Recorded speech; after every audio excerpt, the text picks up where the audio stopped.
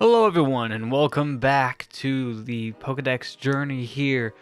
And today we're going to be continuing on in our little adventure here through the Kanto region. Where we last left off, we took on Lieutenant Surge in one of the most frustrating gym challenges in the game, and we came out with a Thunder Badge. In terms of our Pokedex completion, we ended up with 32 entries in the Pokedex. We still have 119 Pokemon to find and catch in order to complete it, so let's head on to the next section of the adventure.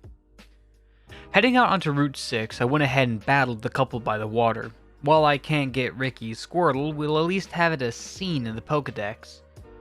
With the Versus Seeker, I battled as many trainers along Route 6 as I could, but the maximum number of trainers you could battle at a time are 3, and that's if they're feeling up for a Pokemon battle. After a while, I didn't feel the desire to grind some more against these trainers. I wanted to hold off until I reached an area with more, and so I continued through the underground path and reached Route 9 to head to Rock Tunnel. There are campers and hikers out here on this route, all roughly level 20, so I used this as a chance to get the rest of my Pokemon up to level 25. So, as the time lapse goes through, there's something else on this route that should be mentioned, as it's important for completing the Pokedex. When you reach the end of the route, and reach the Pokemon Center outside of the tunnel, there's a water path you can access that wraps around and leads to a separate area.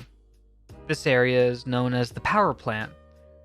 Veterans of the game know the Pokemon that resides there, but the first timers, this is a place that primarily holds electric-type Pokemon.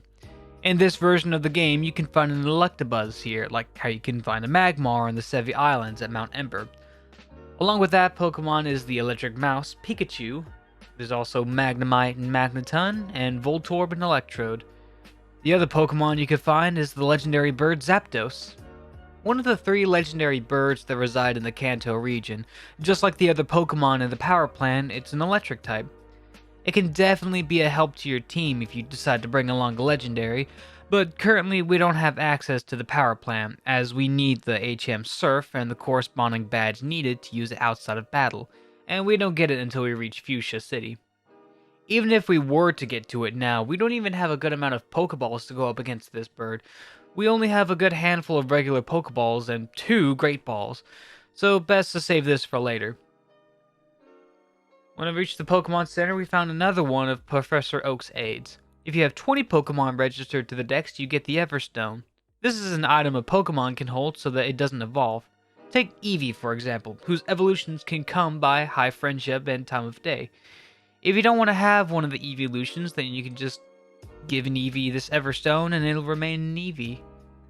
I ran around in the patch of grass outside of the Pokemon Center, where I stumbled across a Voltorb. With another Pokemon's entry filled, I checked on Magikarp and came back to Route 9 to get the rest of my Pokemon to level 25. Once again, I checked up on Magikarp and the daycare man had raised him to level 20. It should be noted that Magikarp evolves at that level, but it doesn't evolve if it's in the care of the daycare man, so you have to do the evolving when it's back in your care. Using my 1 rare candy, I leveled him up and he evolved into Gyarados, adding yet another page to the Pokedex. So the next Pokemon to be left in his care is Miss Nido, the female Nidoran that I got from the girl at the head of the underground tunnel.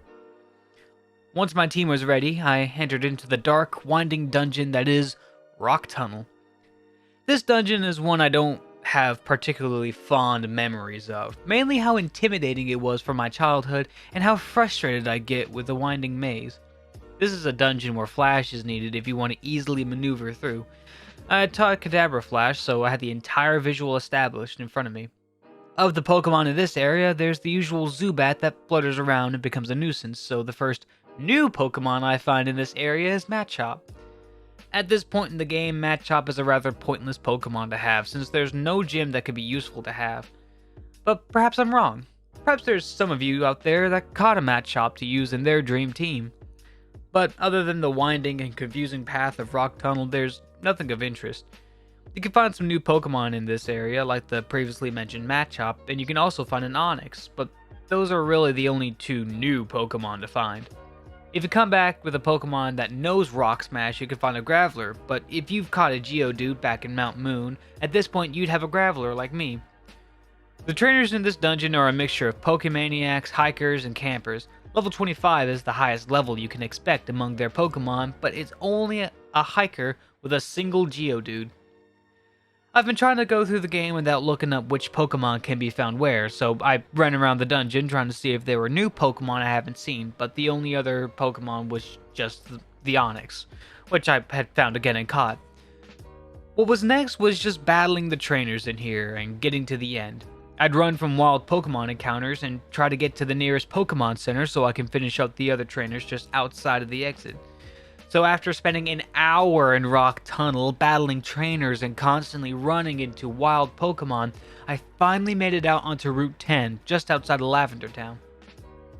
There are still some trainers along the way, really just 4 of them, so the task before me was just to get to the center and heal my Pokemon so I don't risk having to go through the entire dungeon again. Once I healed my Pokemon up, I took on the trainers outside of town to make sure I battled all I could.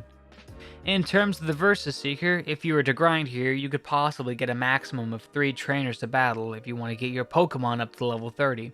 This is really better than the trainers outside of Vermilion City, as they are likely more higher level than the ones outside of Vermilion. Not only are there some trainers we can battle, but the Pokemon in Lavender Town sells Great Balls, so we can get stocked up on as much of them as we can for some Pokemon to catch. Now, as I show you my battles through Route 8, I want to show you all the extent of what you can do from here on out.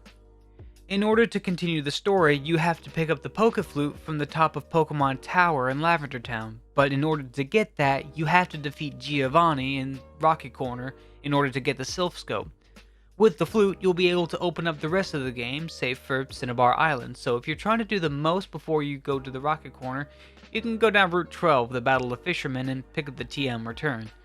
You can also go on Route 8, battle all the trainers, perhaps catch some Pokemon like Growlithe. Once you beat all the trainers, those of which help provide some good grinding with the Versus Seeker, battling 4 trainers at most, you can reach Celadon City. Head into the Celadon Mansion, you'll meet an elderly lady who will give you some tea, an item you can then give to the guard in order to enter Saffron City. Back in Celadon, you can go around to the back of the mansion, ascend the stairs, and pick up an Eevee, who we'll get into more detail later.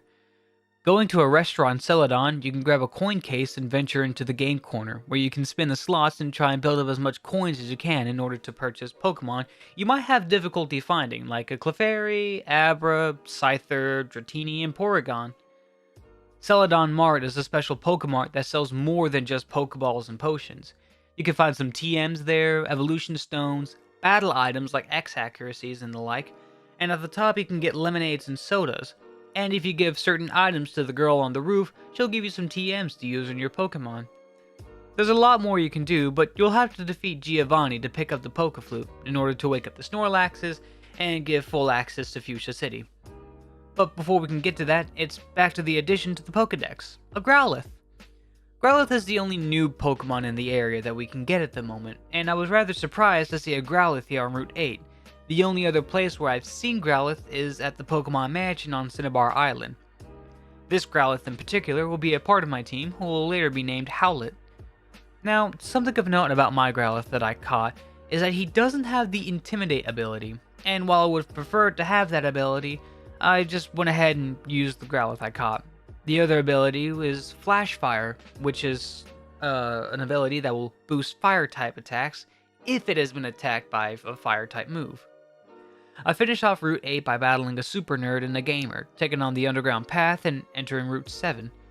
I checked the grass patch to see if there are any new Pokemon yet again, but there was none, so the only place I can get a new Pokemon is in Celadon. I ran around to the back of the tall building, ascended the stairs, and grabbed Eevee. This Pokemon is a rather peculiar kind, as it's the only one with 7 different evolutions.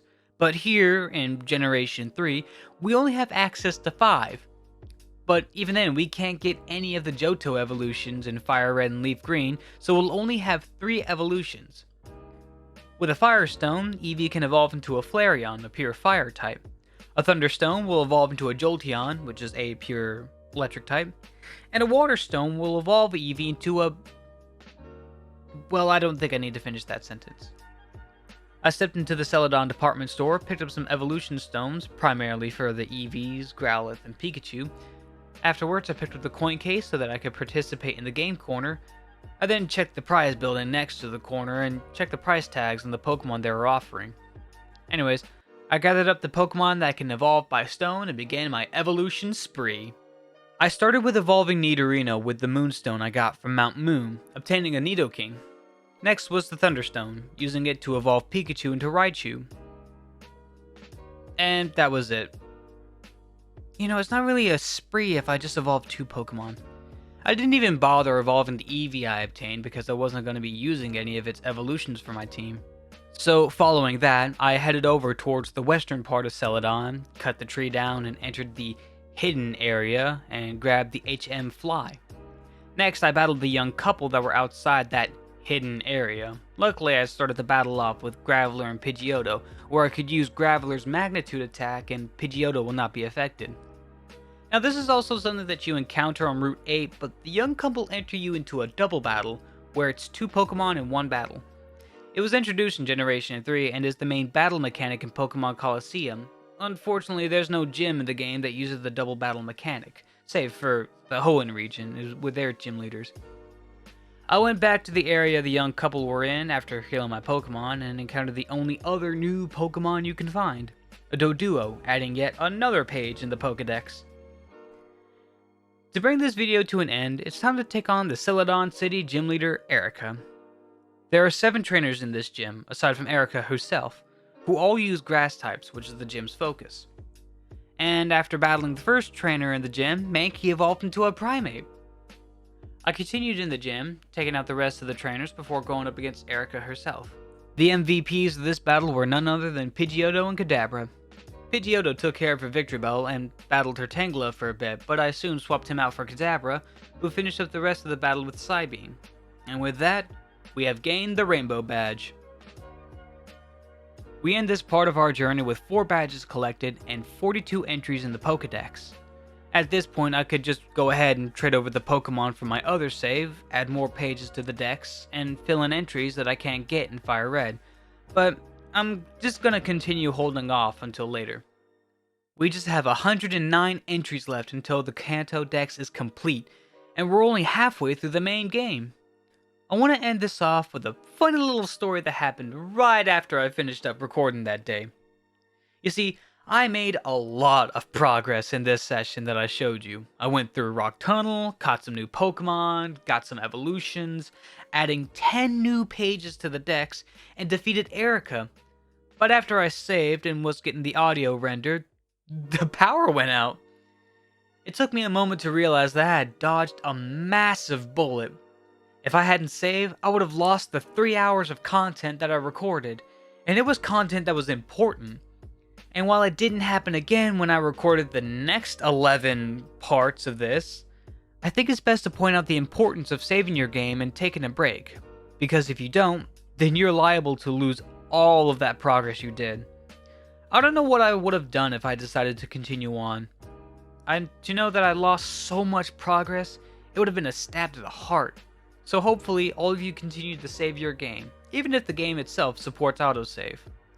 Anyways, with that, thank you all so much for watching. If you enjoyed this, please leave a like below and consider subscribing to the channel. There are still a lot of these videos to go through and edit, so there's no telling how much is left until I get on to the finale of the series. I guess to end this off, let me know in the comments which evolution you went with. Thank you guys again, and I will see you all next time. Bye bye!